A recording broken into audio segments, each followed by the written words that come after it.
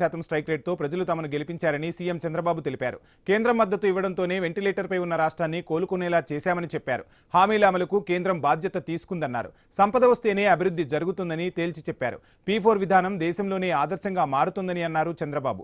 టెక్నాలజీని సరిగ్గా ఉపయోగిస్తే అద్భుతాలు సృష్టించవచ్చునని ముఖ్యమంత్రి స్పష్టం చేశారు.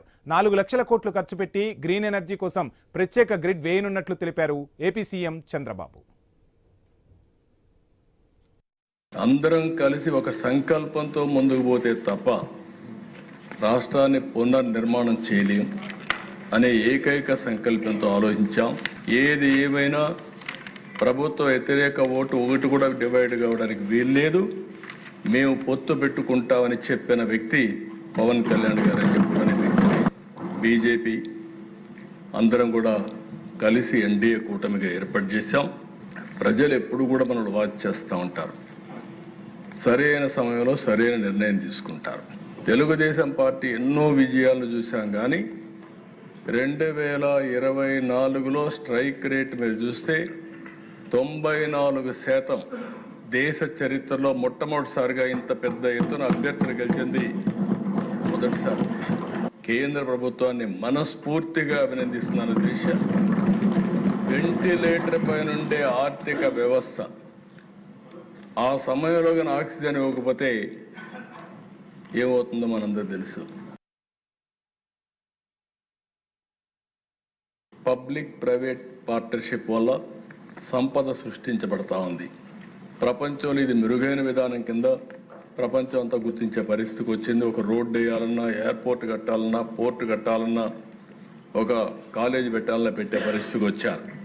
ఏ ఆస్తి కూడా దిశ పీపీపీలో ప్రైవేట్కి పీపీపీకి డిఫరెన్స్ ఉంది. పీపీపీలో ఏదైనా చేస్తే నిర్దిష్టమైన కాలం వాళ్ళు మెయింటైన్ చేస్తారు, వాళ్ళు తెచ్చిన డెట్ కడతారు, తర్వాత ఆ ఆస్తి ప్రభుత్వ ఆస్తి అవుతుంది. ఆ విధంగా మనం ముందుకు పోయే పరిస్థితికి వస్తుంది. దిశ నేను చూశాను. నా పీరియడ్లోనే జేగురుపాడులో జీవీకేకి పవర్ ప్రాజెక్ట్ ఇచ్చాను. 32 ఏళ్ళు అయింది. తిరిగి వాళ్ళు ఆ ప్రాజెక్ట్ మనకు అప్పచెప్పారు. 29,000 మంది రైతులు, 33,000 ఎకరాలు భూమి ల్యాండ్ పూలింగ్కి ఇచ్చారు. దిశ ఒక్క పైసా మనం ఇవ్వలేకపోయాం.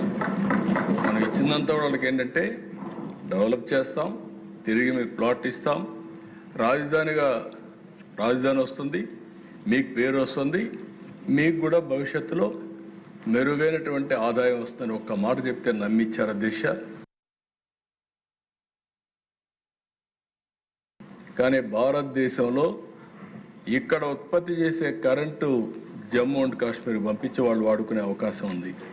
అంటే సింగిల్ పవర్ గ్రిడ్ ఉండే ఏకైక దేశం భారతదేశం అని చెప్పి కూడా నేను మీకు తెలియజేస్తున్నా. దీనికి కారణం మన ప్రధానమంత్రి గారి విజన్, కేంద్ర ప్రభుత్వం యొక్క అచీవ్మెంట్. దేశ అమిత్ షా గారితో మాట్లాడితే ఒక మాట అన్నాడు, అవసరమైతే 3-4 లక్షల కోట్ల రూపాయలు ఖర్చు పెట్టి ట్రాన్స్మిషన్ డెవలప్ చేసి green energy, green hydrogen, green అమోనియాకు వేడిగా ట్రాన్స్మిషన్ లైన్స్ వేద్దాం, మిగిలిన రెగ్యులర్గా కావాల్సిన లైన్స్ అని సెపరేట్గా చేద్దాం, ఈ 2 సెపరేట్ చేస్తామనే విజన్ కూడా ఇచ్చారు.